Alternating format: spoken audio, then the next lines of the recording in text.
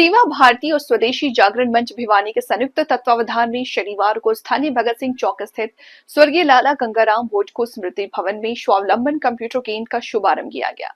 इस केंद्र का उद्देश्य युवाओं और महिलाओं को कौशल युक्त बनाकर उन्हें आत्मनिर्भर बनाना है। आयोजन में हवन पूजन और सांस्कृतिक कार्यक्रमों के साथ अतिथियों ने केंद्र के महत्व पर प्रकाश डाला। कार्यक्रम में बतौर मुख्य अतिथि भिवानी महेंद्रगढ़ लोकसभा सांसद चौधरी धर्मवीर सिंह के पुत्र मोहित चौधरी ने शिरकत की तथा विशिष्ट अतिथि के तौर पर उद्योगपति एवं समाजसेवी अरुण कुमार भोडुका, उद्योगपति एवं समाजसेवी प्रमोद कुमार गुप्ता, स्वदेशी जागरण मंच के प्रांत संयोजक डॉक्टर अंकेश्वर प्रकाश पहुंचे। इस मौके पर बतौर मुख्य वक्ता स्वदेशी जागरण मंच के उत्तर क्षेत्र सह संयोजक सतेंद्र सोरोत पहुंचे तथा कार्यक्रम की अध्यक्षता विधायक घनश्याम सराफ ने की। कार्यक्रम में सानिध्य जहरगिरी आश्रम के महंत डॉक्टर अशोक गिरी महाराज का रहा। कार्यक्रम में मंच का संचालन स्वदेशी जागरण मंच के विभाग संयोजक अमित बंसल मुंडालिया ने किया। कार्यक्रम की शुरुआत हवन व पूजन से हुई। इसके उपरांत सांस्कृतिक कार्यक्रम का आयोजन हुआ। कार्यक्रम में अतिथिगण ने केंद्र के लक्ष्यों की सराहना करते हुए समाज में शिक्षा कौशल विकास की आवश्यकताओं पर बल दिया।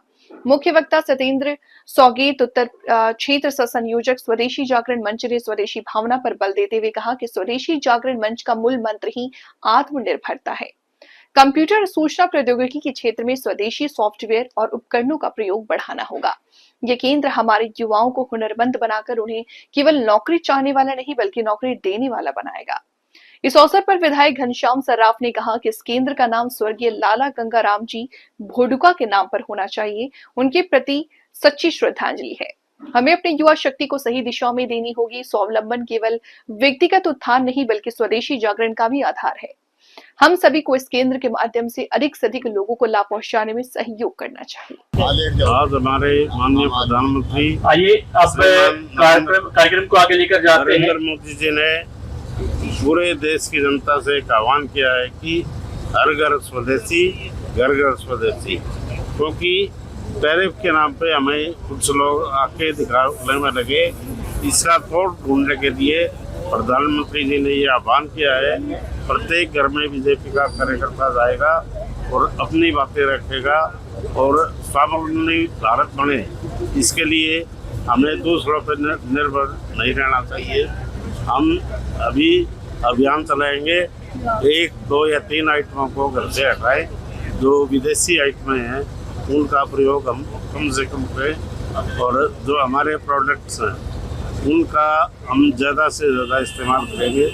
मेरा अनुरोध सतेंद्र जी से और हमारे प्रांत से आपसे अनुरोध है अग्रिम पंक्ति में आकर अपना स्थान ग्रहण करें। हमारे आज के मुख्य वक्ता सतेंद्र जी से मेरा अनुरोध करते हैं अग्रिम पंक्ति में आकर अपना स्थान ग्रहण करें।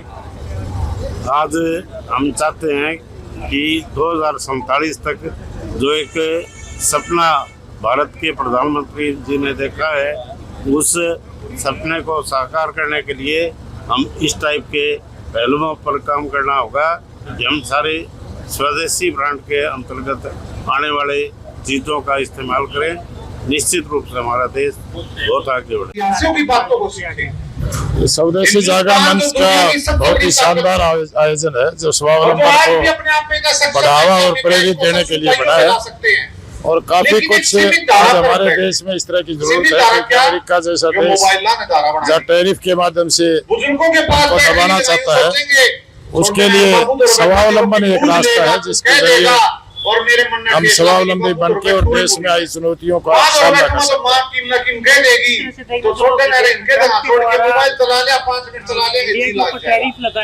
सबसे बड़ी दिक्कत ये है नहीं, उसी टैरिफ का जवाब स्वावलंबन है। जब हम स्वदेशी वस्तुओं का प्रयोग करेंगे और बाहर से हम कुछ भी नहीं मंगाएंगे, सारे देशों का निर्माण अपने देश में करेंगे सारी चीजों, तो टैरिफ कोई बड़ी बात नहीं। टैरिफ को चुनौती दी जा सकती है और इसको हमें एक अवसर के रूप में भी लेना चाहिए, क्योंकि इसी वजह से कब कोई संकट काल आता है तभी नए अवसर सर्जन होता है। इससे हमें एक नया अवसर भी मिलेगा स्वदेशी चीजें अपनाने का, अपने देश में उन चीजों को खपत करने और बनाने का। इसलिए टैरिफ को मैं देश के लिए कोई चुनौती नहीं मानता बल्कि एक अच्छा अवसर मानता हूँ। चिप्स वगैरह रखे हुए, बिस्कुट रखे, सारी चीज रखी हुई है। किसान भी खेती करता है, सुना ही नहीं दिया तो सबसे पहले सोचेगा अगर गलत नहीं तो डीएपी। वो तो एक वक्तव्य के माध्यम से सारी चीजों का नहीं प्रचार किया जा सकता, लेकिन स्वदेशी से देश के कानून व्यवस्था बनेगी, अर्थव्यवस्था मजबूत होगी और जल्दी हम तीसरी शक्ति बनने की तरफ अग्रसर है। उस लक्ष्य को हम जल्दी अचीव कर पाएंगे। मैं स्वर्गीय लाला गंगाराम भोडुका तिगड़ानिया परिवार की तरफ से इस शुभ अवसर पर स्वदेशी जागरण मंच एवं सेवा भारती का धन्यवाद करता हूं, जिन्होंने इस परिवार को ये अवसर दिया कि हम समाज सेवा में कुछ कर सकें। ये भवन लाला गंगाराम जी की स्मृति में बनाया गया है, जो कि स्वयं अपने आप में एक संस्था थे। वो पूरी जिंदगी उन्होंने समाज सेवा की। वो वार्ड नंबर 5 से पार्षद भी रहे और भिवानी के एक सशक्त व्यक्ति में उनकी गिनती होती थी। अगर किसी मोहल्ले परिवार में कोई झगड़ा होता था तो किसी को थाना तहसील जाने की जरूरत नहीं होती थी। जो लाला गंगाराम ने फैसला कर दिया वो सबको मान्य होता था। वो न केवल मोहल्ले में, पूरे परिवार में, पूरे शहर में एक शख्सियत थी। इसके अलावा उन्होंने ताउम्र गाँव तिगड़ाना के अंदर सती मंदिर को संभाला, उसकी सेवा की। उसके लिए कम से कम 1500-1600 गज का प्लाट उन्होंने खरीद कर दादी सती मंदिर को ट्रस्ट को दान दिया। इसी तरह वो गौशाला से भी ट्रस्ट से भी जुड़े हुए थे। ताउम्र उन्होंने सेवा की है। आज इस परिवार को खुशी है कि हम उनके पसीनों पे चलते हुए इस सेवा के कार्य में हम जुड़ पाए हैं और इसमें स्वदेशी जागरण मंच और सेवा भारती का साथ मिला है। दोनों संस्थाएं मिलके ये कार्य करती रहेगी और जहाँ कहीं पैसे की कमी पड़ेगी ये परिवार कभी पीछे नहीं हटेगा। स्वदेशी तो आज देश की ज़रूरत है, आज समय की ज़रूरत है। अगर हम विदेशी अपनाते रहे तो हमारी इकोनॉमी बहुत पिछड़ जाएगी।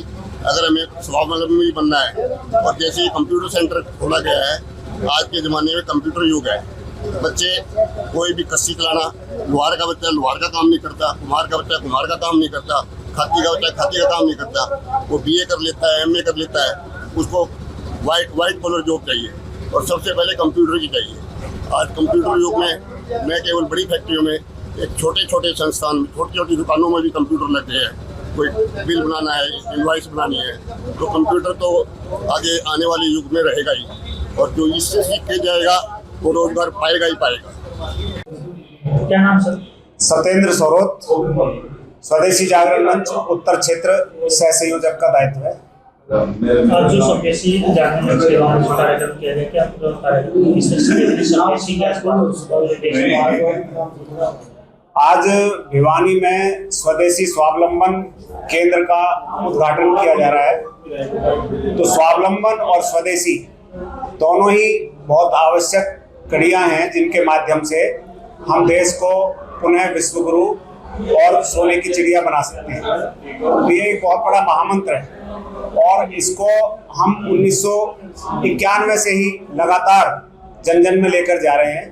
स्वदेशी जागरण मंच इसका एक माध्यम बना है कि वो संसद से लेकर सड़क तक इस मंत्र को लगातार गुंजायमान रखे हुए है। आज के समय हमारे देश के यशस्वी प्रधानमंत्री जी भी स्वदेशी की बात बार बार कह रहे हैं और हमने देखा कि इतिहास में भी हम जाएं तो 1905 में जब बंग भंग हुआ था, बंगाल का विभाजन हुआ था, तो स्वदेशी ही मंत्र बना था जिसके माध्यम से हम अंग्रेजों की सत्ता को हिला पाए और बंग भंग उन्हें 1911 में वापस लेना पड़ा। स्वदेशी और वंदे मातरम का हमने नारा दिया था, अंग्रेजों के सामान का बहिष्कार किया था। आज दोबारा से अमेरिका ने जिस तरह से भारत पर टैरिफ लगाया है, हमें चुनौती दी है, हमारे अस्तित्व को ललकारा है। आज भारत ने उसकी चुनौती को स्वीकार करते हुए इसमें अवसर ढूंढने का प्रयास किया है और हमें आशा है कि हमारा पूरा नेतृत्व जिस तरह कह रहा है, हमारा सामाजिक नेतृत्व भी साथ दे रहा है और हमारा समाज पूरा अब इस मंत्र के साथ जुड़ रहा है। हर व्यक्ति स्वदेशी की बात कर रहा है। अभी हमने लघु नाटिका भी देखी, बच्चों ने भी स्वदेशी के मंत्र को हमारे सामने रखा। तो स्वदेशी को अब हमें जन जन तक ले जा करके समझाना है कि मेड इन इंडिया स्वदेशी नहीं होता। जो बाहर की कंपनियां यहाँ आकर के उत्पादन कर रही हैं वो भी हम विदेशी ही माने, क्योंकि Coca Cola, Pepsi Cola, Unilever limited ऐसी अनेकों कंपनियां हैं जो यहाँ पर अपना व्यापार कर रही हैं और यहाँ पर व्यापार ही नहीं कर रही, यहाँ पर ईसाई मिशनरीज को पैसा देकर के धर्मांतरण भी कराती है, आतंकवादियों को पैसा देकर के आतंकवाद भी फैलाती हैं, सत्ताओं को भी अस्थिर करने का वो प्रयास करते हैं।